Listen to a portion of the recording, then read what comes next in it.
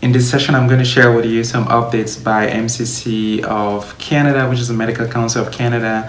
And at the same time, in another video, I'm going to talk to you about some changes that have happened with ECFMG certification, which will directly and indirectly apply and affect Canadian medical graduates or international medical graduates who are somehow having an interaction with the Canadian medical system.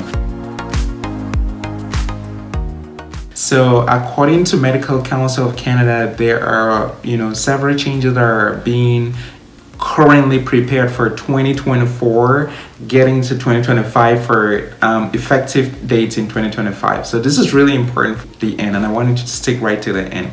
So if you're just tuning in, please hit subscribe and like as you come in, and I am happy to share this information with you. So without wasting much time, let's dive nitty gritty. Over the past years, the MCC has gotten lots of grant fundings, and they will make changes to the medical exams of Canada. So the Medical Council of Canada has been working based on this grant, and they are seeking to improve access to its assessments and services Canadian medical graduates can have access to, as well as international medical graduates.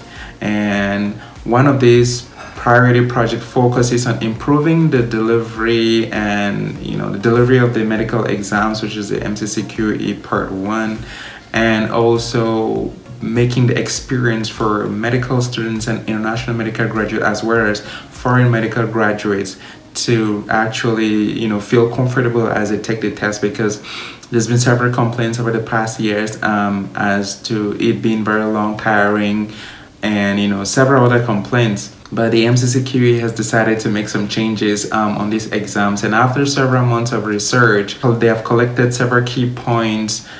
They've seen experts and consulted with them, and operational considerations have also been taken, and they are defining a more new approach to an MCCQE Part 1 assessment model, and this model will become implemented or become active as of April of 2025. And so here are some key adjustments that you would definitely need to know. With candidate experience being on the top of the mind for this particular change, they will be shortening the overall duration. If you've taken that test before, it's an intense 4 hours exams, and you have some kind of 40 or 45 minutes break in between, which after that your part 2 will automatically start, which is the CDM section.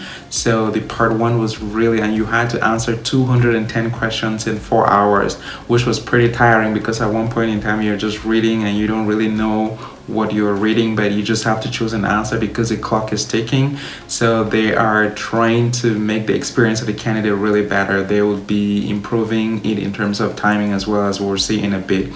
So they would implement improved testing to break time allocation. Before, it wasn't really, you have 4.5 hours, then you have some little break, and then you go back, and then you continue and you grind again, which was really stressful. So there's going to be some kind of equilibrium that is going to be set in here, with a period of more than 3 hours before the scheduled break. The current session is, as I've just explained, 4.5 hours in the morning session, which is pretty stressful, tapering down that to 3 hours. And the next major critical change is that in the critical medical knowledge and clinical decision making section, that portion will continue to exist. That means the way the questions are set will continue to remain. But the thing is that these questions are then going to be in a multiple choice format. So they wouldn't be, again, in a form of short CDMs or clinical decision making components as it used to be in the previous test. If you've tried to study and looked at those exams, you see how those were usually were somewhere about 38 or 39 questions, and all these questions either had multiple selections, short structured answers, but that will be taken off. The questions will still be the same, but they'll just be formulated in a multiple choice question format, which I guess, again, for some people who are used to preparing for QE1, then that preparation will just go in one block, rather than having all this, disintegration and separations in terms of that exams. And the clinical decision making component of the exams, which consists of 38 cases with short menu and short answers, write-in questions, will then be removed. And also, instead of presenting the MCQs in a single section, the MCQs will then be divided into 2 distinct sections for a better balance of the exam they experience. so that you don't get stressed and worked up for writing the MCC part for 4.5 hours, and then you go later in the afternoon and write the next one for like 3.5 hours. So this really then is going to be balanced. So they're really taking into consideration the way it used to be stressful, the way candidates have been complaining. But until July or until April of 2024, the current system, with the CDMs and the MCCQE what is continuously going to be. And candidates will be provided with more time to answer each question to ensure that the exams continues to be a fair, valid representation of their knowledge.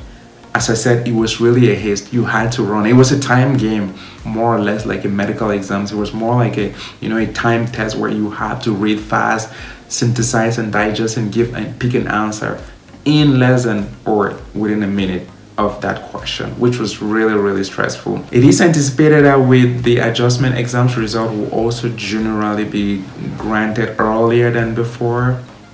Currently now, you need to wait for about 8 weeks in order to get your exams after the last day of the last candidate, because this exams is usually written within a span of time.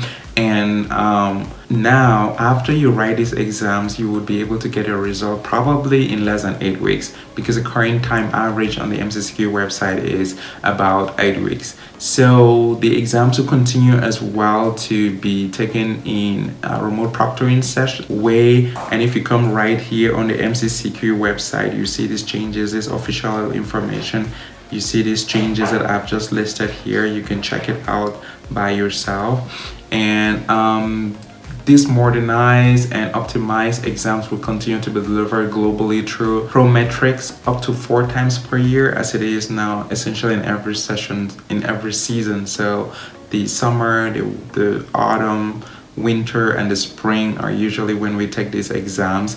And we will definitely completely have about 100 approximate centers globally that candidates all around the world can take the exam. So one of the questions people always ask is, do I need to move to Canada to write these exams?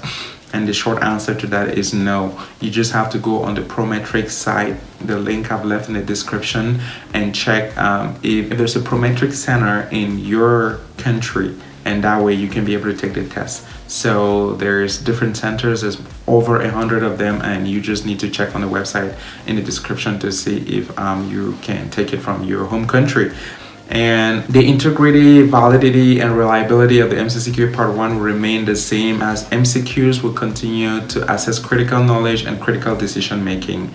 And you can find much more information on the MCC website that I've left in the description below. And if you have any questions regarding the exams, please let me know. Also, ECFMG is changing the way it does its certification, and I will talk about that in another video that you can see right here. Please check out that video, because if you are a Canadian medical graduate and you're going to the US, then you're going as an international medical graduate. Except for some of the exceptions that we know that exist, then these changes will also affect you.